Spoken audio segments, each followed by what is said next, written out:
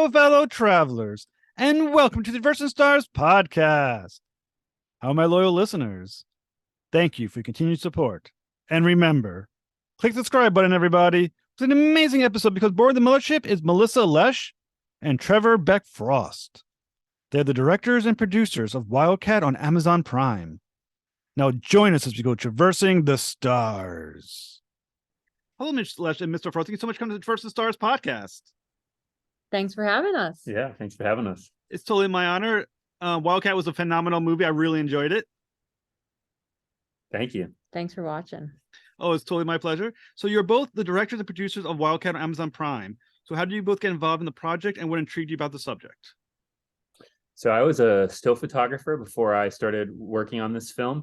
I did a lot of work for National Geographic magazine, and I was in the Peruvian Amazon looking for anacondas, which are the largest snake on Earth. It was sort of a recon mission, to see if I could put together another story for National Geographic magazine. And we weren't finding many anacondas, and so I was spending a lot more time than I care to admit in a hotel room, sort of trying to figure out what I was going to do next. How re-strategizing my approach to finding them. And one day I was sitting in the lobby of the hotel and Harry walked by, and he's covered in tattoos, obviously, and is pretty striking for that reason. And a friend of mine sitting next to me said, "Did you see that young man that just walked by with all the tattoos? You'll never believe his story." And told me a bit of his background and told me that he had, filmed all this remarkable footage. And then a few days later, I had the chance to meet Harry and Samantha together, and they brought with them a hard drive that had all of this footage that they had filmed of themselves rescuing animals and building Hoja Nueva, which is an extraordinary organization that you see in the film that Samantha still runs down in Peru. And I was just blown away by the quality of the cinematography, but also when they chose to keep recording. That's something that you see a lot of people. They actually turn the camera off when things get difficult. So I very quickly called Melissa on the satellite phone and told her that I had, stumbled upon a remarkable story that we should, work on, and things kind of rolled on from there. Yeah, we started thinking it was going to be a short film when we saw the archive footage and what they had already filmed with the first ocelot. And then it was only a couple months later that we got a call from the Peruvian Amazon on the sat phone from Samantha saying, "We just rescued a second cat." So at that point, we realized, we have a much bigger story on our hands, and we can follow this now in real time through the process of reintroduction. How difficult was it to pivot from what you were playing, like I said, with the anacondas, to plotting this whole new idea for this film?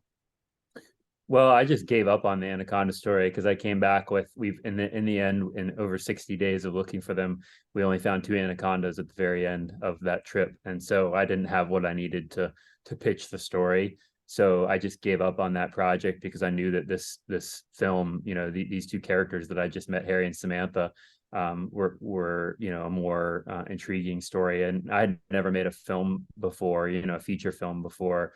And so that was obviously a bit daunting, but the pivot itself was easy because it was clear to me that this story was so extraordinary.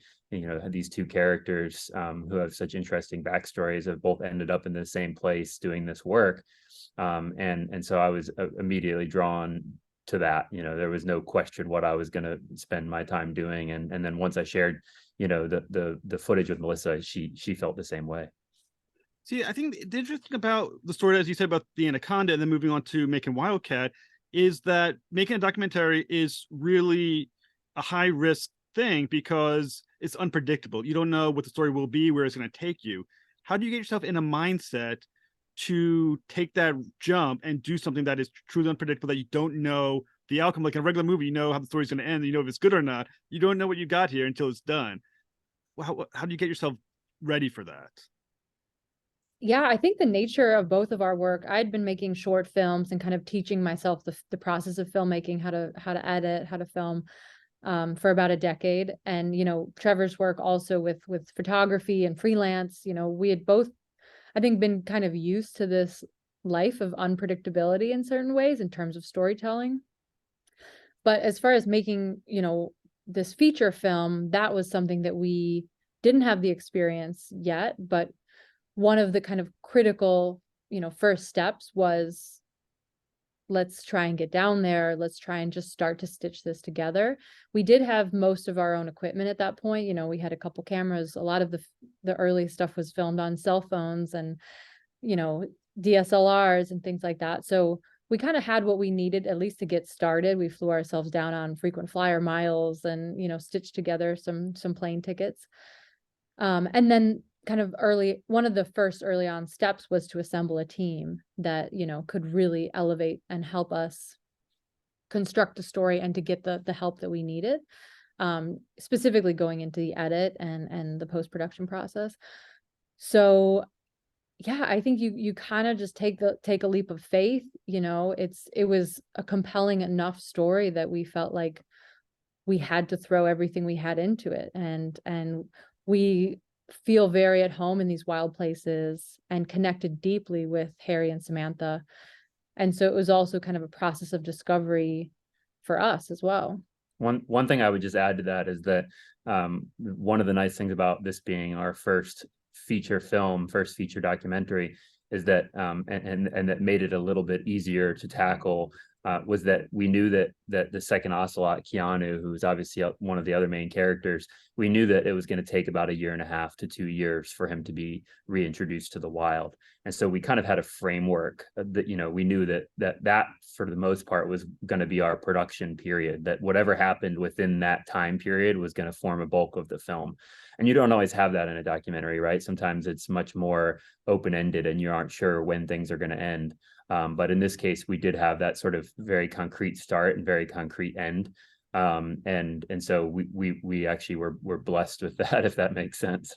No, it totally does. And as you're mentioning, it took the filming is about a year and a half, maybe almost 2 years long.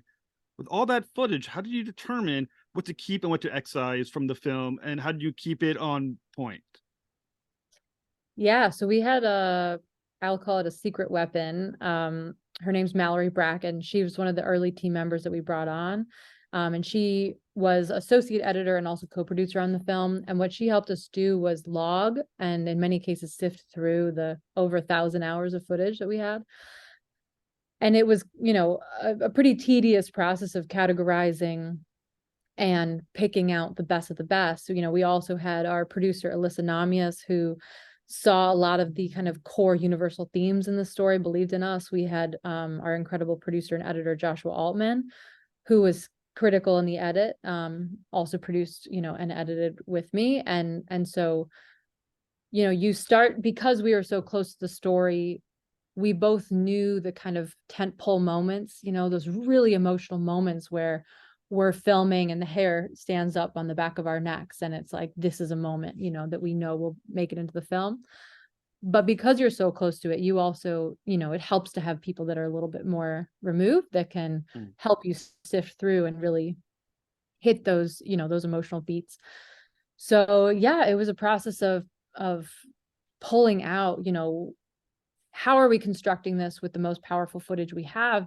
And oftentimes we had 12 versions of the same thing that were all quite remarkable. And so it was a sprint to get the edit together and things kind of sift through, you know, in a somewhat non-scientific way. You know, they kind of work, the emotion really has to sing through it. I would also add that, you know, that in this particular case, Josh Altman, you know, being such an experienced editor was probably the most critical piece of that, you know, in addition to Mallory Bracken having gone through and logged everything and kind of knowing the footage so well. Josh has edited so many projects that he, you know, has sort of an understanding of how to tackle something. And Melissa, this was her first time editing a feature documentary. And so there's two things that Josh did really well. One is that he is, you know, being somebody that's so recognized for his work, he's also incredibly kind and does a great job of lifting up people that are, you know, not as experienced as him. And so rather than pushing Melissa to the side, he championed her. And that's something that is, you know, quite rare in I think many industries, for people that are more experienced and more well known to champion other people. It happens, but it's not super common. And the other is that, very quickly, when he saw how much footage we had, he understood that we needed to really drill in on specific moments rather than looking through all the footage. Because normally, a lot of editors want to watch down everything. They want to watch all the footage before they even begin editing, because if there's 250 hours or 300 hours of footage, you can actually do that in a reasonable amount of time. Whereas when you have 1,100 hours of footage like we had, that's impossible. And so that experience that he brought to the table, combined with Mallory Bracken, having gone through everything, I think that created this team that really made everything happen. And then Melissa was obviously, because Melissa was lifted up by this more experienced editor, she then had the confidence to really edit on a top level. And Melissa ended up editing majority of the film. She edited on it for longer than any of the other editors. So I think that's one of the really great takeaways here, is that when people that are more experienced and more well-known champion someone else, they help create another artist. Well, another great thing, not only do you bounce sort of Keanu and his journey to enter the wild, but you have the relationship between Harry and Samantha. How did you determine the level of privacy that you would either allow them or needed to be in the film, and determine which parts of that was also essential to the overall story you were trying to tell? From day one, because we were all living together, we were out on a 20 by 30 platform in the middle of the rainforest, living together, cooking together, sleeping, bathing in the stream. It was pretty apparent that our lives were bleeding together, and we were kind of a family, living in this isolated environment. And very early on, to Harry and Samantha's credit, they said, film whatever you want. We are all in, and we kind of all understood that in order to tell this story in the way that we wanted to and felt like it could be the most powerful, that we needed to, embrace that intimacy, and that vulnerability. And so really it was, full access, film whatever you want. And they were filming themselves as much as we were filming them. So it was a combination and a collaborative process in terms of capturing all of those intimate moments. That said, there were definitely times when we were asked to put the cameras down, and we respected that. We knew that to make this movie, the most important thing is that trust and that friendship. And oftentimes that means just being there for the person, or just having a hard conversation, or walking away. Sometimes we also needed to take care of ourselves, and that meant putting the cameras down and going for a walk down by the river, or taking a deep breath, and so I think every moment required a different kind of response, but overall there was always an underlying level of trust and just respect. So when can our listeners find Wildcat? It'll be out in theaters in the US on December 21st, in theaters in the UK on December 23rd, and on Amazon Prime worldwide on December 30th. Well, Mr. Lesh and Miss Lesh and Mr. Frost, thank you so much for doing this interview. Like I said, I really loved Wildcat. I thought it was a truly moving movie, and I think I found it far more emotional than I even thought it was going to be when I watched it. I want to thank you so much for making a great film. Thank you so much. Thanks for having us. I'm glad you enjoyed it. We hope. Thank you. Bye.